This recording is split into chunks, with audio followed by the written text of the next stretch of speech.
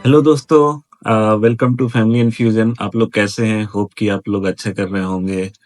अ, आपने हमारा अगर पुराना वीडियो ना देखा है तो कृपया जाकर वीडियो देखें और प्लीज़ लाइक एंड सब्सक्राइब करें और ज़्यादा से ज़्यादा शेयर करें ताकि ये चैनल बड़ा हो। आज हम लोग बात करेंगे कैसे यूएस इलेक्शन होता है और क्या प्रोसेस है, लोग कैसे वोट करते हैं, कैसा पोलिंग बूथ होता है, कैंडिडेट कैसे होते हैं, क्या मिनिमम क्राइटेरिया है, ये सब के बारे में डिस्कशन करेंगे और बताएँगे आपको जितना कि हम जानते हैं, वो आपके साथ शेयर करेंगे और इसे कंपेयर करेंगे कि इंडियन इलेक्शन से ये कैसे डिफरेंट होता है। तो चलिए आज इन सब टॉपिक पे डिस्कस करते हैं और एट द एंड आपको एक व्यू पॉइंट देंगे कि कौन जीत सकता है based on various permutation combination का। तो चलिए दिखाते हैं आपको कि यूएस इलेक्शन कैसा होता है। जैसा कि आपको पता है कि इंडिया सबसे बड़ा डेमोक्रेसी है इन द वर्ल्ड, तो उसके बाद अगर आपको डेमोक्रेसी के बारे में जानना है, तो आपको यूएस के बारे में जानना ज़रूरी है क्योंकि ये अगर मैं सही हूँ, तो ये second largest democracy of the world है। तो यूएस इलेक्शन में सबसे इम्पोर्टेंट पार्ट जो होता है कि यहाँ आपका प्रेसिडेंट आपका सर्वोपरि होता है। अनलाइक कि इंडिया जहाँ आपको प्राइम मिनिस्टर के पास काफ़ी सारे पावर्स होते हैं, ऑल्दो प्रेसिडेंट भी वहाँ इम्पोर्टेंट होता है, उनके पास भी पावर होते हैं। जैसे इंडिया में आपका prime minister member of parliament द्वारा चूज़ किया जाता है और उनके द्वारा सेलेक्ट किया जाता है, वोटिंग होती है। उसी तरह यूएस में भी प्रेसिडेंट का सिलेक्शन जो इलेक्टोरल कॉलेज के द्वारा होता है, वो लोग वोटिंग करते हैं और वो ही लोग डिसाइड करते हैं कि प्रेसिडेंट कौन बनेगा। तो अभी जैसे कि आप जानते हैं कि इंडिया में बहुत सारे पार्टीज़ हैं, जैसे कि मेजॉरिटी में BJP, Congress, uh, Aam Aadmi Party, etcetera etcetera, there are so many parties. यहाँ पर यूएस में मेजरली आपको 2 पार्टी है, एक जो कि आपका रिपब्लिकन पार्टी है, जिनके हेड डोनाल्ड ट्रम्प आप कह सकते हैं और वही प्रेसिडेंशियल कैंडिडेट के रूप में इस बार इलेक्शन लड़ रहे हैं। दूसरी पार्टी डेमोक्रेट पार्टी है जिसके हेड जो अभी current vice president Kamala Harris हैं, वो हैं और वही प्रेसिडेंट कैंडिडेट के लिए चूज़ की गई है।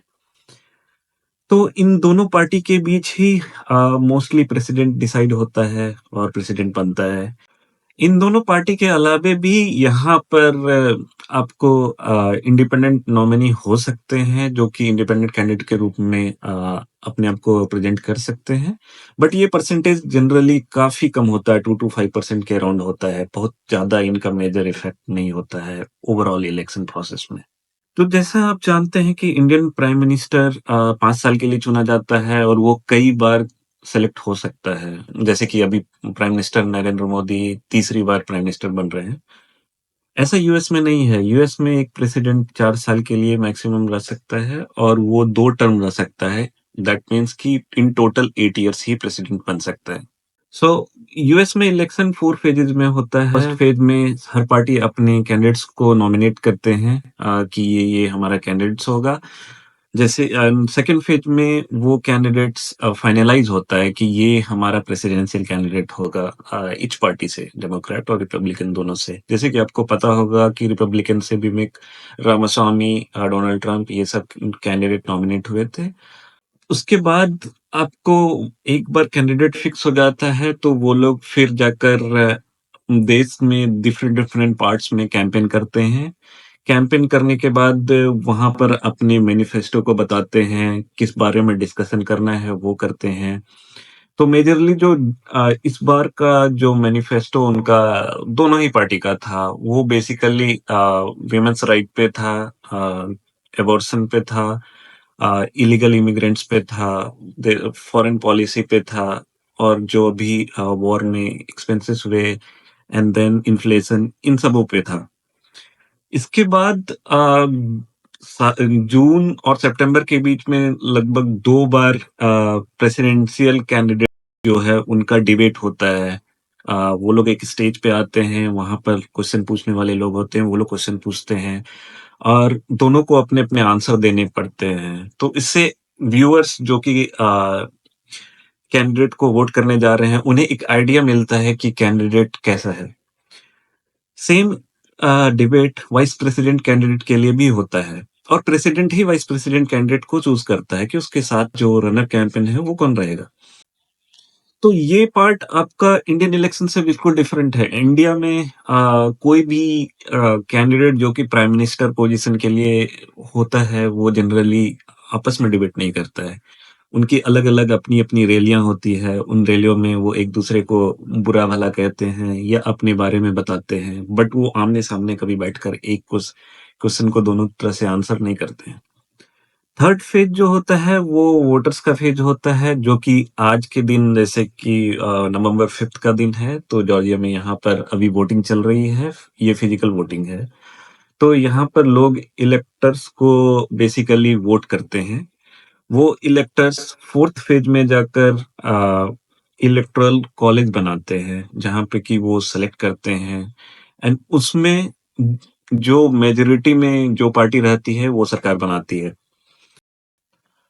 तो इलेक्शन के बाद दिसंबर में प्रेसिडेंट सेलेक्ट होता है और प्रेसिडेंट एक्चुअल पावर में जनवरी से आते हैं और वो व्हाइट हाउस जाते हैं जो कि वॉशिंगटन डीसी में है। जैसा कि आपको अभी हमने बताया कि यही इलेक्टोरल कॉलेज जाकर वहां पर प्रेसिडेंट को सेलेक्ट करते हैं। आपको इसके कंपैरिजन में इन इंडिया आपका लोकल से एमपी सेलेक्ट होते हैं, वो एमपी जाकर वहां पार्लियामेंट में प्राइम मिनिस्टर को सेलेक्ट करते हैं। टोटल इंडिया में लोकसभा सीट्स जो है आपकी 543 है जिसमें कि 273 मार्क को जो भी पार्टी क्रॉस करती है वो अपनी सरकार बना सकती है। ये सरकार मिलकर भी बना सकते हैं या वो इंडिविजुअल पार्टी जो मेजोरिटी में आती है वो भी बना सकती है। तो यहाँ पर इसके कंपैरिजन में टोटल सीट्स आपके 538 हैं। उस 538 इलेक्टोरल कॉलेज में आपको 270 मार्क क्रॉस करना होता है। थोड़ा एक डिफरेंस होता है जो कि मैं एक एग्जांपल से बताऊंगा। सो जैसे बिहार में सपोज 38 सीट्स हैं, उन 38 में 20 बीजेपी को गए और बाकी के 18 सीट्स मान लीजिए कि राजद या कांग्रेस को गए। तो ये 26 ऑल्दो बिहार में ऐसा कोई विनर नहीं होता है, वो 20 के 26 बीजेपी को आउट ऑफ 543 मिल जाता है एंड 18 जो भी रिमेनिंग सीट्स है वो कांग्रेस या राजद को मिल जाता है। यूएस में कैसा होता है कि जैसे कैलिफोर्निया एक स्टेट है जहां पर टोटल ऑफ 52 सीट्स हैं और प्लस उसमें 2 सेनेटर को जोड़कर 54 सीट्स होते हैं। तो 54 सीट्स में अगर कोई भी पार्टी डेमोक्रेट या रिपब्लिक आधा से अधिक सीट्स जीतती है और इलेक्टोरल जीतती है तो उनको पूरा का पूरा 54 सीट्स मिल जाता है। तो ओवरऑल 538 में वो 54 पार्ट कैलिफोर्निया से आ जाता है। तो यूएस में हर स्टेट्स टोटल 50 स्टेट्स हैं, हर स्टेट्स में 2-2 सेनेटर होते हैं, टोटल ऑफ 100 सेनेटर्स होते हैं और हर स्टेट में को पॉपुलेशन या डिस्ट्रिक्ट या सिटी के वाइज डिवाइड कर दिया जाता है और हर डिस्ट्रिक्ट और सिटी से एक-एक कैंडिडेट निकल कर आता है। तो टोटल ऑफ आपका उसी के अनुसार जितना एरिया बड़ा है, पॉपुलेशन बड़ा है, उसके अनुसार ही आपका कैंडिडेट का नंबर बढ़ता है या घटता है। तो कैलिफोर्निया में 54 हैं, उसी तरह टेक्सास में 40 है, जॉर्जिया में 16 है, पेंसिल्वेनिया में 19 है, नॉर्थ कैरोलिना में 16 है।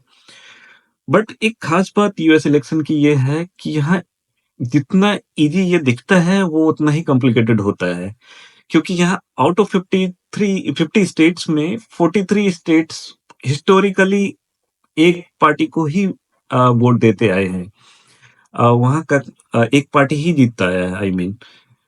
तो अगर आप उसको टोटल काउंट करें वोट्स के अनुसार या सीट्स के अनुसार तो 226 सीट्स जो डेमोक्रेट्स के हैं वो ऑलवेज फिक्स रहते हैं। सिमिलरली रिपब्लिकन के 290 सीट्स ऑलवेज फिक्स रहते हैं। तो अब कैंडिडेट या प्रेसिडेंट चेंज कैसे होता है, कोई पार्टी जीतती कैसे है, तो देर आर 7 स्विंग स्टेट। तो 7 स्विंग स्टेट हैं जिसको कि बैटल ग्राउंड भी कहते हैं। ये स्विंग स्टेट डिसाइड करते हैं कि प्रेसिडेंट कौन बनेगा। इनमें सबसे मेजर जो स्विंग स्टेट्स हैं वो आपका जॉर्जिया है, पेंसिल्वेनिया है, नॉर्थ कैरोलिना है, एरिज़ोना है, देन नेवाडा है, विस्कॉन्सिन है एंड मिशिगन है।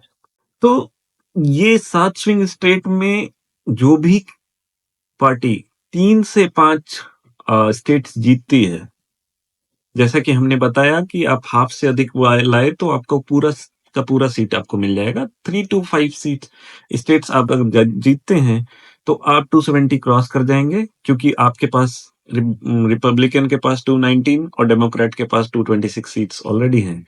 तो उन्हें जस्ट वो 40-50 सीट्स ही जमा करने होते हैं प्रेसिडेंट बनने के लिए। तो अगर आप पूरा यूएस इलेक्शन को अभी रिसेंट पास्ट में देखेंगे तो बोथ डोनाल्ड ट्रंप और कामला हैरिस, उनकी पार्टी ज्यादा से ज्यादा रैली या आप जितना भी कह सकते हैं घूमे हैं और अपना प्रचार प्रसार किए हैं, वो इन्हीं सातों स्टेट्स में ज्यादा फोकस किए हैं, क्योंकि बाकी के स्टेट्स हिस्टोरिकली कभी चेंज नहीं होते। अगर वो चेंज हुए तो वो एक सरप्राइज ही माना जाएगा, बट इन 7 स्टेट्स पे उनका फोकस ज्यादा रहता है। तो सबसे पहले ये जानना जरूरी है कि प्रेसिडेंशियल कैंडिडेट का क्वालिफिकेशन क्या है। तो एज पर लॉ देयर कि इनका कोई भी क्वालिफिकेशन की जरूरत नहीं है।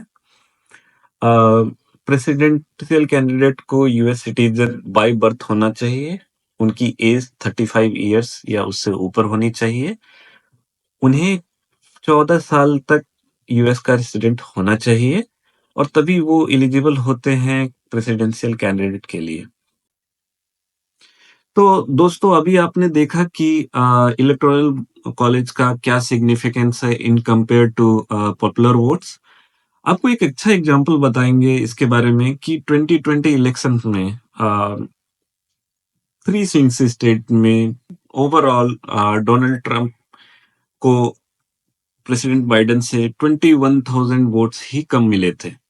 अगर उन 21,000 वोट्स का हाफ भी अगर डोनाल्ड ट्रंप की तरफ स्विंग हो जाता तो डोनाल्ड ट्रंप प्रेसिडेंट बन जाते। ये 21,000 वोट्स और इलेक्ट्रो वोट्स आपके यूएस में जो परसेंटेज रखते हैं यूएस पॉपुलेशन का, वो 0.008% है। तो इन अदर टर्म्स आप ये कह सकते हैं वो 0.008% लोगों ने ही प्रेसिडेंट सेलेक्ट किया। और आपको ये डिफरेंस काफी बड़ा दिखेगा in total. Like Donald Trump को 232 सीट्स मिले, वहीं पे आपको प्रेसिडेंट बाइडेन को 306 सीट्स मिले थे।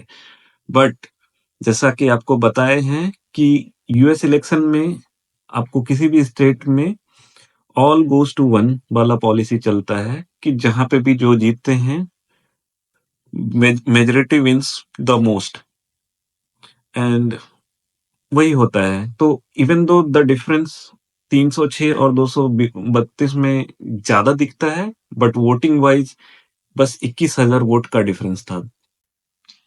तो चलिए अब आपको बताते हैं कि यहाँ वोटिंग का प्रोसेस क्या है। तो मोस्टली इन पर्सन वोटिंग होती है यूएस में, एक्सेप्ट 2020 जहाँ कोविड का समय चल रहा था तो वोटिंग ज्यादा लोग मेल के थ्रू किए थे। इसके कंपैरिजन में आपको सबसे पहले इंडिया के बारे में बताना चाहेंगे। इंडिया में मोस्टली इन पर्सन वोटिंग होता है। इन 2024 में गवर्नमेंट या इलेक्शन कमीशन ने ये निकाला था कि जो भी 80 प्लस एज के हैं या डिसेबल हैं वो वोट फ्रॉम होम कर सकते हैं। हाउएवर यूएस में काफी सारे लोग मेल के थ्रू वोट करते हैं। सो सबसे पहले स्टेट यहाँ जितने भी सिटीजन हैं उनको बैलेट भेज देता है इनके घर के एड्रेस पे। वो लोग उसे वोट करके या तो डायरेक्ट उनको ड्रॉप कर सकते हैं लोकेशन पे, या नहीं तो मेल के थ्रू से भेज सकते हैं। इसे कहते हैं वोट बाय मेल या एब्सेंटी बैलेट।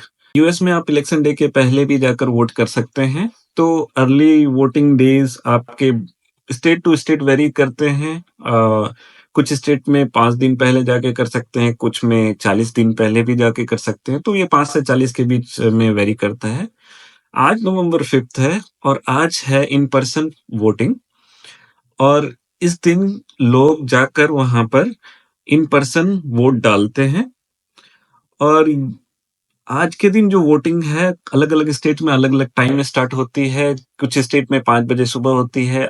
जॉर्जिया में 7 बजे सुबह स्टार्ट हुई थी वोटिंग और 7 बजे शाम में जाकर वोटिंग खत्म हुई। तो हमने वहां जाकर आज एक पोलिंग बूथ का निरीक्षण किया, उसे समझा कि यहाँ कैसे वोटिंग होती है, एक सैंपल बैलेट देखा और वहाँ कुछ लोगों से इंटरेक्शन करने का हमें मौका मिला। तो चलिए आज आपको चल के दिखाते हैं कि क्या क्वेश्चन हमने पूछे और उनके क्या आंसर थे। उन्होंने हमें काफ़ी डिटेल में डिस्क्रिप्शन में बताया कि कैसे-कैसे वोटिंग होती है।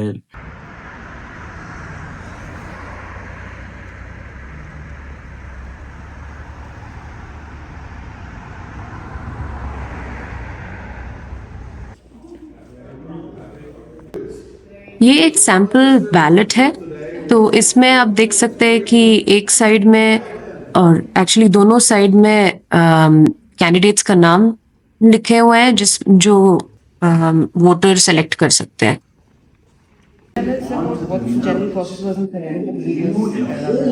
Yeah, so what you have first shows like your ID or your place of residency and all. Okay. And then from there you have to you get like a card to like sign in, as in to like register. Okay. To be able to vote. Okay. Was that today? Oh yeah, that was today. Okay, the registration. There was like an earlier process, but usually many people come in and do in person. You can do like a mail-in ballot, but many people come in and just do it early. Like many people just come in. Yeah, the early ones got over on the 5th, yeah, the early ones were before. But many people just come in and do it now. Okay. In person, which I think is more easier because if you have a location, you just go in and. So how do you get the location? Well, I'm independent right now, so like I kind of. Do you just walk in here? Yeah, from my knowledge, I'm independent, so I know from my dad just come in and everything. But I'm not sure if there's like a specific registration for it. Okay.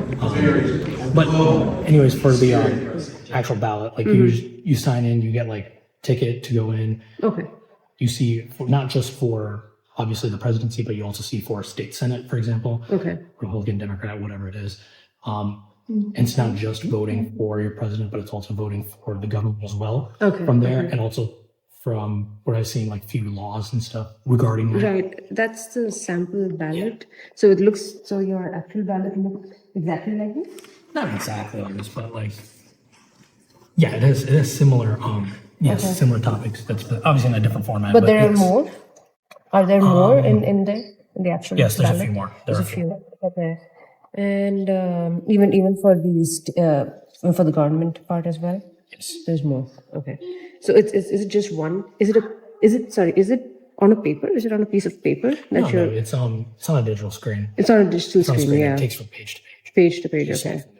Okay. And how the polling booths like sectionalized like that with covers Yes. between people? Yeah, it's comes from top to sides. Okay. Not for the back because the back Yeah, is yeah, getting you're there, but it's coming from side to side, so no one can really see, Okay. if anything. All right. Thank you. So thank you so much. What, Yeah, no what was problem. your name? Rasham. Okay. Thank you so Thank you much so for your much. time.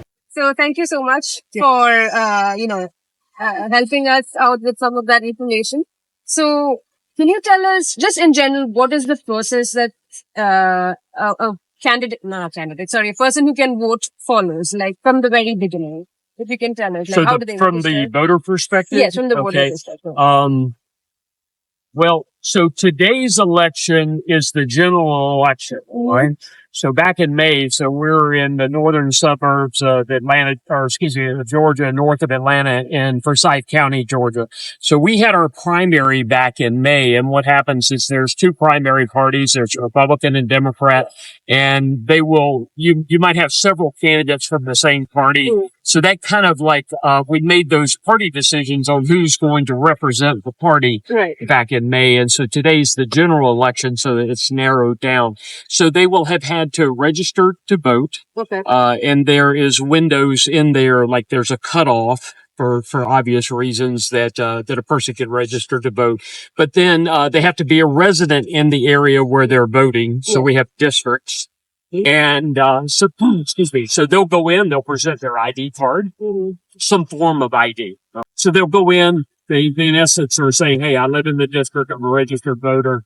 And then they will go in and you'll see the machines. They use a voting machine here and they will select their candidates. Sometimes it's a short list. Today's going to be a much longer list. There's a lot of things that are going on.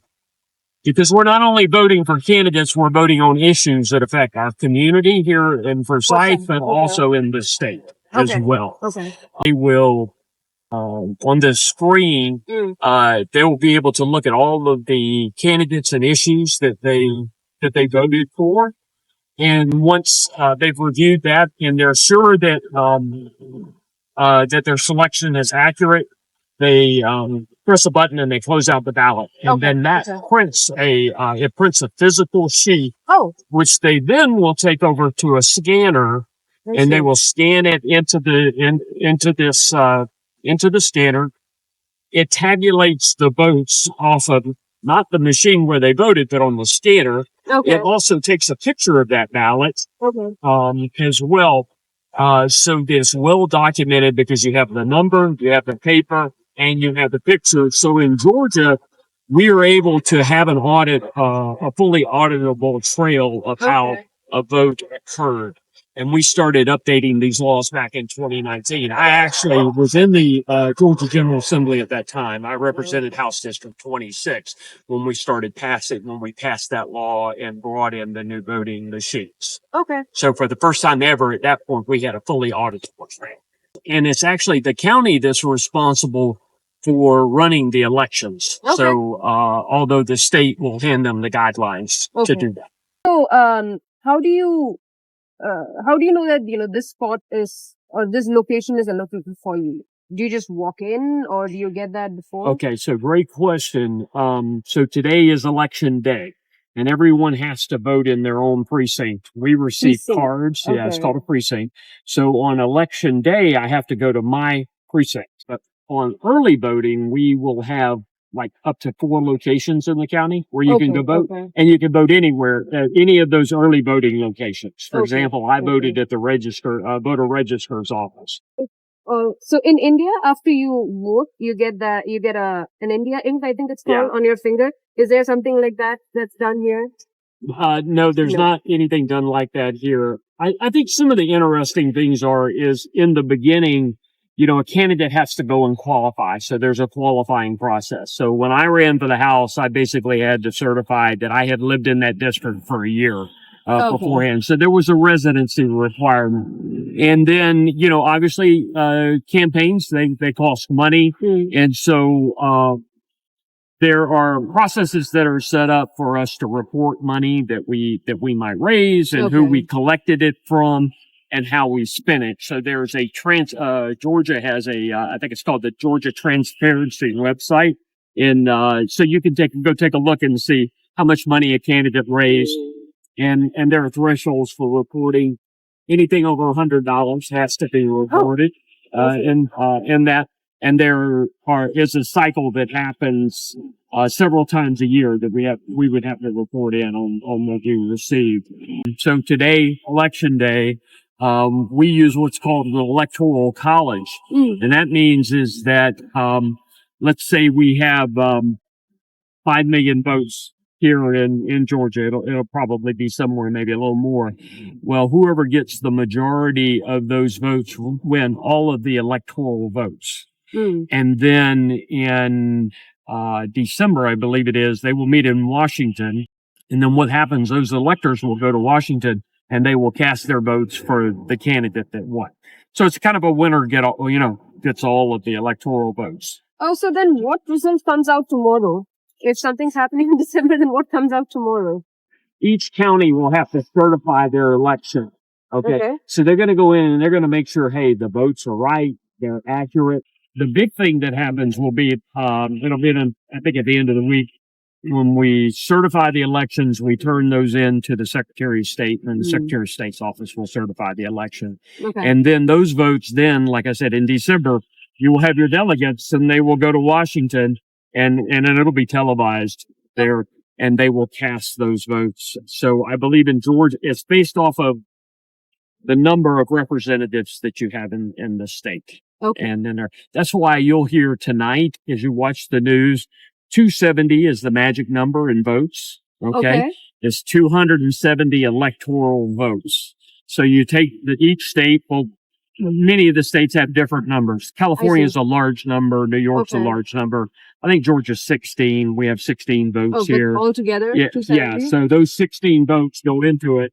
So when you look at like tonight, when you start watching it on television, you will see the states as they're declared a winner in that state. You'll see all those electoral votes go to one candidate, and the one that gets to 270 will be our next president. All right. Now, there's one state out west that I know that they actually split their votes. Like they say they'll look at it as they'll divide them equally. I think they have like 5 votes. So if someone gets 60% of the vote, they'll get 3 votes. If the other person, will get 2 votes in that. Okay. But most states do not do that because what happens is the states really lose their influence at that point because you could end up with a state. I think Colorado had that on their ballot back in 2012, and they looked at it and said, "Hey, we've got 9 votes, and at the end of the day, it's so evenly split.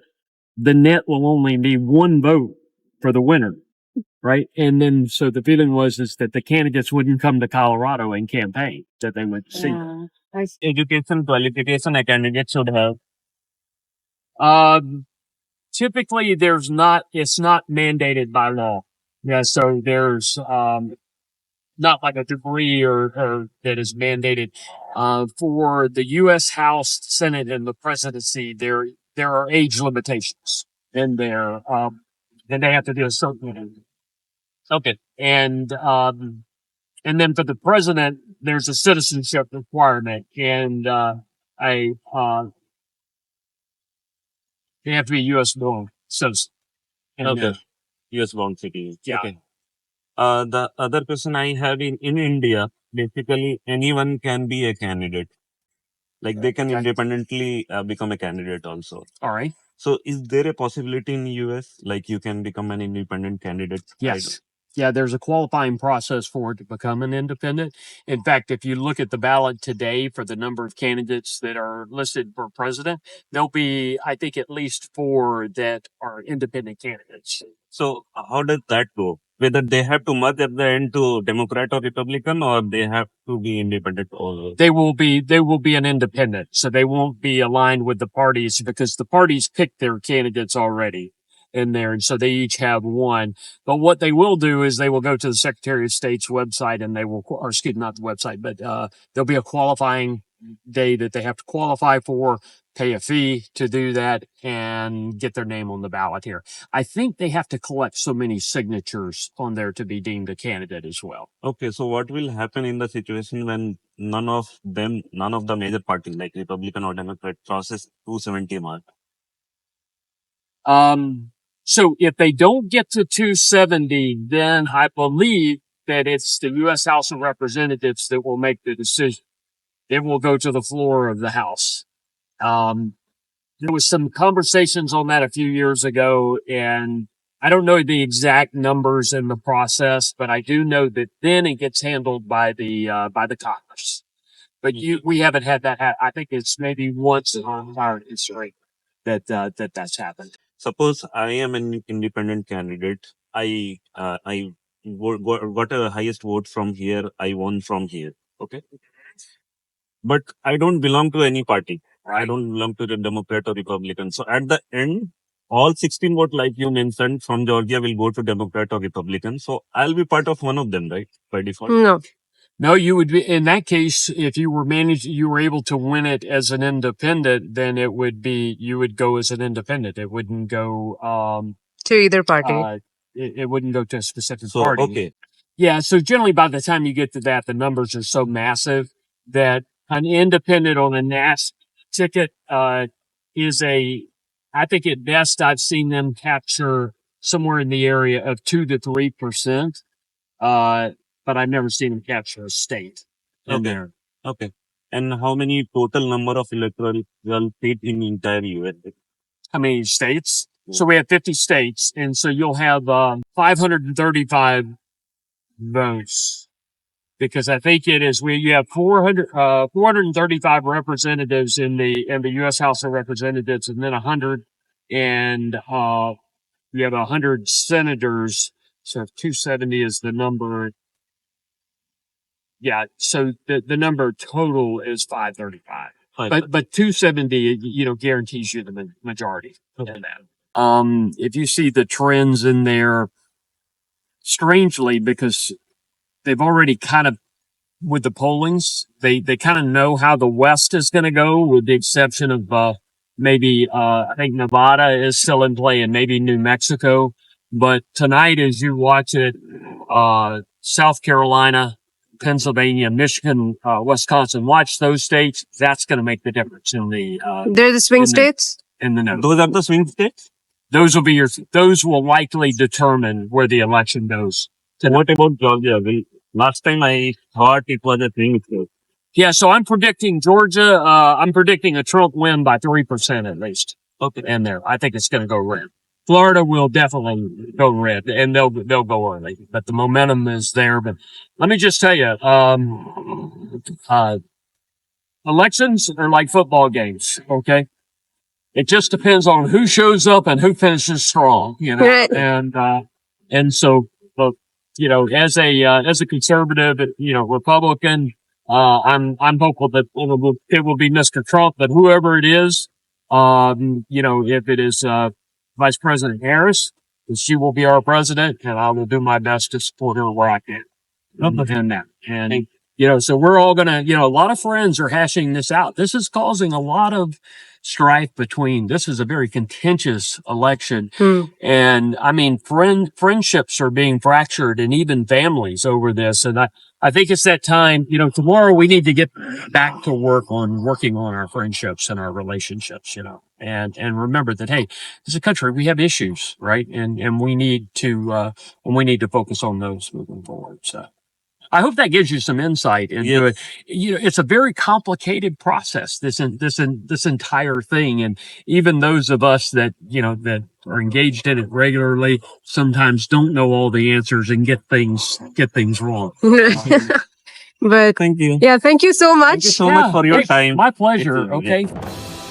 तो दोस्तों, अभी जैसा कि आपने सुना सबके बारे में कि कैसे इलेक्शन प्रोसेस होता है और अदर थिंग्स लोगों से, तो अभी इलेक्शन के बाद आपके प्रेसिडेंट बनेंगे, और काफ़ी सारे स्टेट्स में ऑलरेडी नतीजे आने शुरू हो गए हैं।